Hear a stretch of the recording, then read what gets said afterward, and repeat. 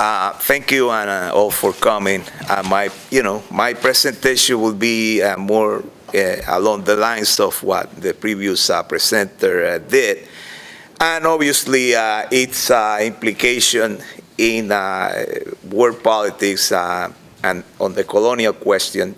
Particularly in Puerto Rico. I mean, it's a very clear link between what is going on in Ukraine and is going on in Puerto Rico, and we will see that. And also what is going on everywhere in the world. What is going on, for the most part, is an international offensive of the capitalist class against the working class through neoliberalist politics. So therefore, we have to understand the world economy, because in my point of view, based on Lenin imperialism, actually Lenin was the theorist that mostly defined imperialism as a system of economic oppression through political means. Actually, Lenin said that politics were merely a regulation of economics. So when you have a fight among states, and particularly imperialist states, is based on a competition of the ruling classes that rules these countries, named banks, corporations, and so on. So I want to start by saying, by more or less describing, in my point of view, what is going on and how this affects us. Both the IMF and the World Bank, according to the World Economic Forum, and all of you know what the IMF is. It's the International Monetary Fund, and the World Bank now rate China as the world's largest economy. Right here you got the facts. But you can see right here from this information, from these international institutions, that more or less what they do is coordinate banking and economic policies. The banks of the world are united in the World Bank, and the financial other institutions are by the IMF. So another fact we have to consider is, and right here is the declining, and I do agree with Professor Wright, the declining power of the United States. And I'm also a student of one of his teachers, Immanuel Wallerstein. He mentioned, which is a theory of the world system theory, and that can explain how, the economic and political composition of the world. It's unfortunately that this theory that was an American is largely not known in the United States, and is known around the world, unfortunately. I also base my analysis on a Marxist economist that passed away, and he predicted, as for example, the rise of the European Union as a significant world economic competitor. And we've seen today the rise of, Germany, that Germany has the largest European banks and practically has a colony. Greece is indebted to the core with Germany, and particularly I brought some information from the German Federal Foreign Relations Department, where they say, and they publicly boast of Germany being the main trade and investor partner in Ukraine. And I will show you that right here. So a lot of what is happening in Ukraine, as Dr. Wright said, is an imperialist competition, and we'll see that. So right here, I brought some comparisons, some charts in terms of the exporting capacity of countries. So we can see that China is now the largest exporter of goods in the world, second by the United States by 1.553 billions, and closely in third place by the Federal Republic of Germany, and then Japan. So we see now that that hegemony definitely has been very contested. And all these policies that you see in Eastern Europe and all these manifestations of the American ruling class is despair because they exactly don't know what to do. Right here, if I'm showing you, I will show you some little indicators so you can see. Maybe you can talk about it. Yes, okay. As for example, right now, the world's largest automakers are in this order: Toyota, Renault, Nissan, Volkswagen, and then it comes GM. And this is not me inventing these facts. Look at their own capitalist mouthpieces, journals like Forbes and Fortune are telling you that. So 25 years ago, in the largest automakers in the world, it was unimaginable that GM would have not been top in that list, and Ford. So, they're now fourth and fifth. So it also shows a concrete evidence of the decline of American, power and economic influence. And right here is a key document. It's from the German Federal Foreign Office. It's called Ukraine, and it talks about the politics and Ukraine. And it says, and we reach a part which is titled "The Economy and Trade." And it says, and I'm reading right from the text, and after the talk, I can show you these documents if you're interested to see them. Germany is one of Ukraine's most important trading and investment partners. It's not only the second largest supplier of Ukrainian imports and a key market for Ukrainian exports, but also one of the biggest sources of foreign investment in Ukraine.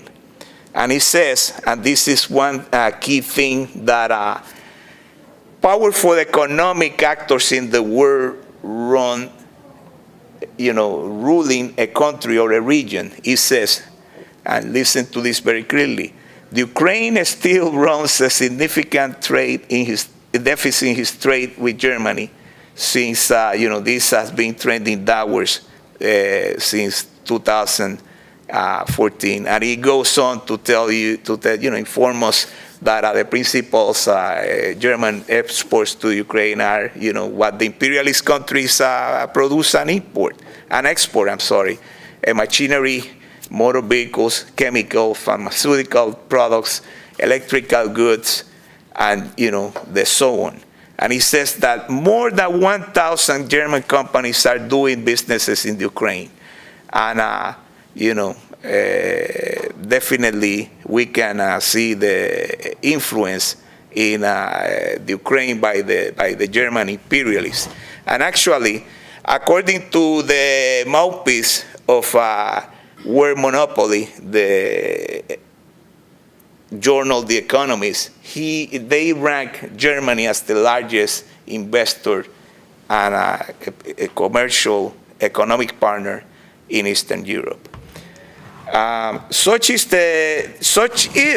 the influence in German politics and economics in this region, that none other than German Schröder, which was the German chancellor of in the 2000s, in the mid-2000s, he got a contract with a Russian company called Gazprom Nord Stream, being the CEO for a while, and he was paying more than 300,000 euros. And who is the largest investor also in Russia in terms of energy? Siemens. It's a German company. So the United States leadership definitely is contested, as I've shown with these facts, around the world. But so, and right here we can show also the topic of, profit, not politics. Trump allies sought Ukraine gas deal. So, it is a bipartisan interest of the United States in Ukraine. It's not just, Trump or Biden. It's just an imperialist foreign policy interested in competition in this region that previously all that property was publicly owned. And now, all these international monopolies, European, American, they are over there like, hunting and, like predators trying to obtain these things. Okay, I'm going to jump to the Americas with the connection of the Ukraine. In the early thousands, the United States, or in the 90s actually, when the Soviet Union fell apart, the United States was interested in investing in this region and obviously getting a piece of the pie of this large public economy in every sense of the word. There was an important functionary, a government official called Natalie Jaresko, who is a Ukrainian American, and she coordinated the activities of the State Department, the Department of Commerce, the United States representatives, and the division called the Overseas Private Investment Corporation. You can see how imperialism, through its politics, tries to establish economic presence and profits, and not vice versa. So this person was also authorized by the International Monetary Fund, the World Bank, and none other than the competitors, the European Bank for Reconstruction and Development. She was named the United States Chief Economic Section of the U.S. Embassy when the Ukraine obtained independence. So what did she do while she was performing these duties? What she did, she helped to privatize a lot of the economy of Ukraine, and she got Ukraine to obtain loans at the behest of the U.S. and some other interest. And when she got out of this position that she owned with the State Department and, like I said, the AID and so on, she founded a corporation called Horizon Capital. And she, after she left the job, she went to the private sector and she started investing in Ukraine and she got profits. So do you know right now where this sinister character is? If I ask anybody right here if they know where she is. I don't know if she's still there, but she was installed in the government. Wasn't she right after the coup? She did, actually, she did. She was, thank you for reminding me that. She was, she's an American citizen, and she was given citizenship of the Ukraine just because, she was needed to become the Minister of Finance of the Ukraine to help privatize more the Ukrainian economy. Very good. But right now, this character is the executive director of the so-called Puerto Rican, the Fiscal Control Board that was installed by President Obama and the United States Congress in Puerto Rico. Okay? So right here is an article by the journal called Bloomberg, and it's an interview. And the article is titled, "The Woman Fixing Puerto Rico's Finances Knows Not to Waste a Crisis." And she says, Natalie Jaresko shares what she learned from managing the troubled debts of Ukraine and Puerto Rico. Okay? So from Eastern Europe, at the behest of the World Bank, the International Monetary Fund, the U.S. government, multinational corporations, the European Investment Bank. Now, this person is helping to privatize the economy of Puerto Rico, through neoliberal politics. So you see how these characters are around the world performing these duties at the behest of the, capitalist class. And, she has implemented in Ukraine what she's implementing right now in Puerto Rico through the Fiscal Control Board that was put in power by none other than the supposedly friend of the people, Barack Obama, and a Republican Congress. So, those of you that think that, the presidency of President Obama was so nice, well, look what he has done to colonial people and people of color. Okay?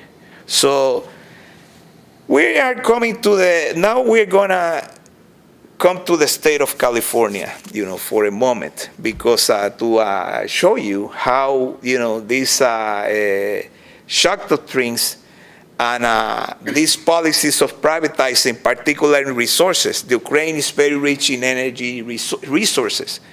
And, California, obviously, and we have an energy crisis. So, have you heard of Ana J. Matosantos? Any of you? She's the Czar of energy of the state of California. She was put in that position recently, less than 2 months ago, by Governor Newsom. That actually, What's her position? I didn't hear you. she is the Czar energy of the state of California, and she officially holds the title of chief of cabinet of the Newsom administration.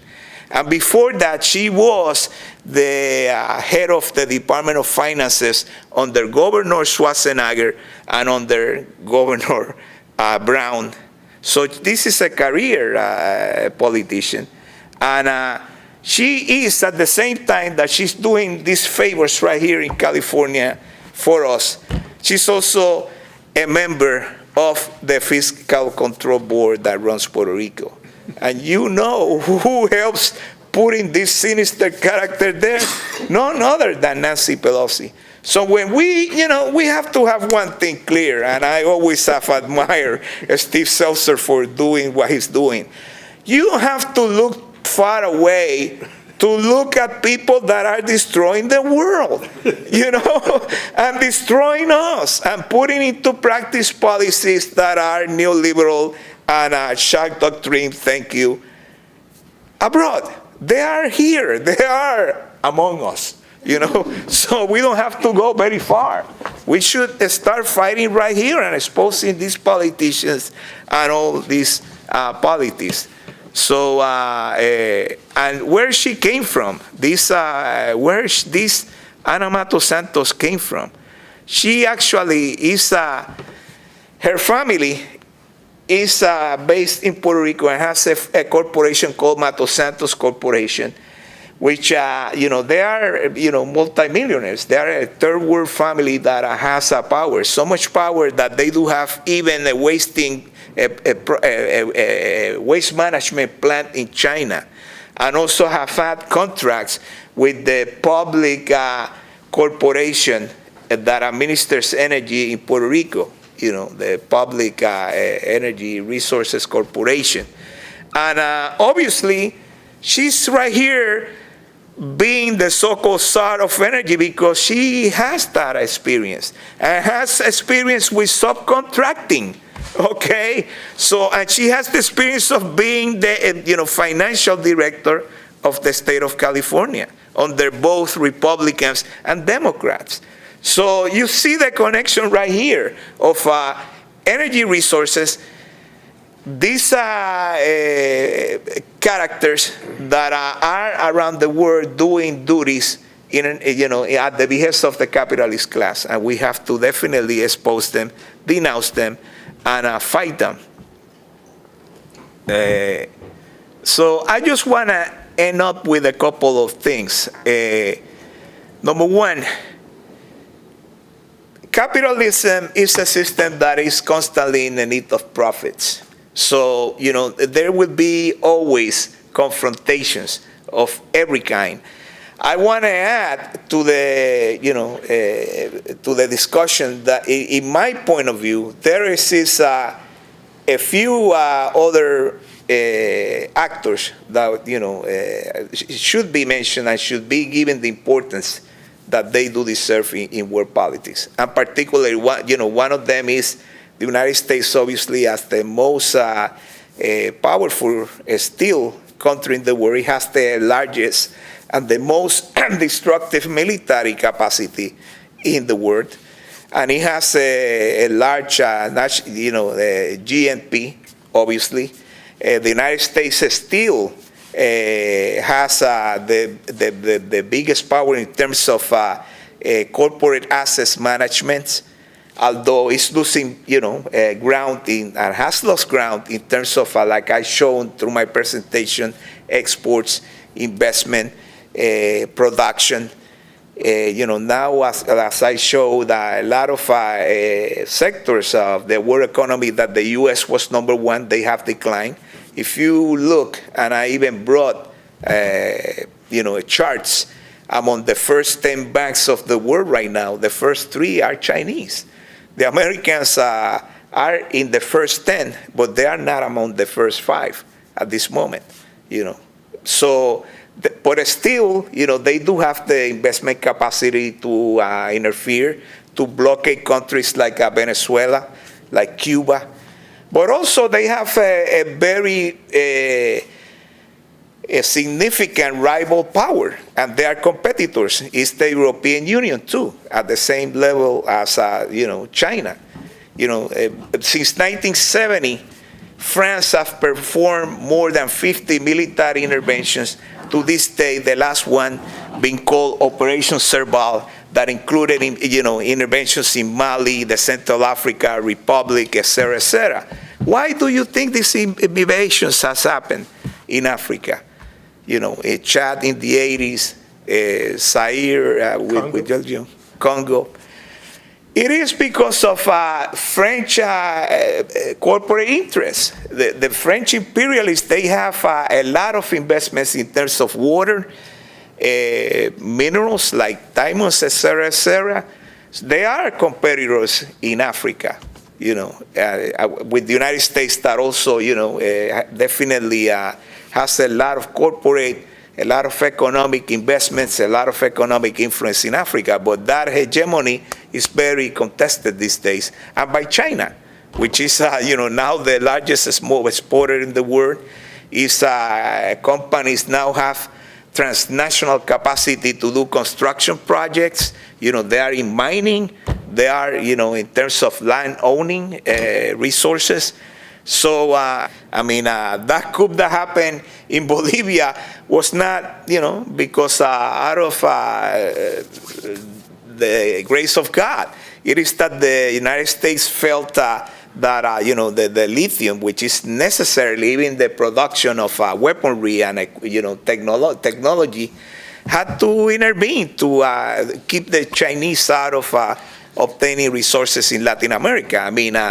In Brazil, which is one of the largest third world economies, China is a significant trading and investor in Brazil, to the point that when Bolsonaro came to power, he started boasting, I'm going to,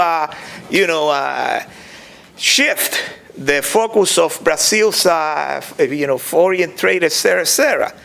Many months after, he's announcing that he's going to China, So he had to adapt of what is going around in the world. He cannot ignore that, the Chinese are there with their investments and their financial capacity, etc. And in terms of another significant partner, a competitor, is Japan. Although Japan, doesn't have the same military capacity of the United States, but Japan in Asia definitely has a lot of corporate capacity. Japan, and I can show you an article, owns that surpass China in terms of owning the United States debt. Right now, Japan and then China own a lot of the debt that the United States has. Could you imagine that? Could you imagine that we will be talking that some other competitors would be owning debt that the United States have. 30 years ago, let's be honest, everybody in this room, we would not be thinking about those terms, So it shows you, and I, definitely support Dr. Wright's position on the American decline and its politics. I do recommend you to read the book by one common admired person that me and Dr. Wright have, which is Emanuel Wallerstein. He wrote a book, The Decline of American Power, and it explains pretty much about how U.S. capacity has declined, etc. As an activist, I want to say that there's only one road for liberation, and I don't want to sound like a cliche, but definitely we have to create organizations that can combat, the international capitalist class. Their rivalries historically have led us to war, to destruction, to inequality, to hunger, to death, to sickness, to misery. So therefore, we have to build new workers' internationals. We have to replace this system with another system that is just and fair and that promotes equality. And to me, I just follow the old chant of the greatest, one of the greatest revolutionaries, Rosa Luxemburg. It is socialism or it is barbarism. Long live the working class.